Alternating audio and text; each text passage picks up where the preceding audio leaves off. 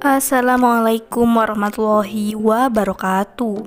Percayalah mas, jika kamu mau menikah denganku, mobil ini akan jadi milikmu dan hidupmu akan terjamin.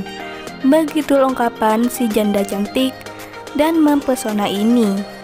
Namun sebelum melanjutkan video ini, alangkah baiknya untuk menekan tombol like dan menekan tombol subscribe.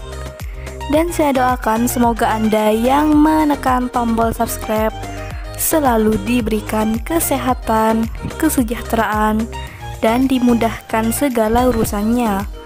Amin amin Allahumma amin. Umurku sekarang 35 tahun dan pekerjaanku sebagai manajer di kantor. Ya gajiku sih gak besar, paling cuma 30 juta per bulan. Dan suamiku meninggal 5 tahun yang lalu. Namun aku merasa kesepian dan kesedihan. Jadi aku ingin sekali mencari pendamping hidup lagi. Begitulah ungkapan Mbak Anya. Mbak Anya panggilan akrabnya. Beliau statusnya janda cerai mati. Beliau ini ditinggalkan suaminya 5 tahun yang lalu.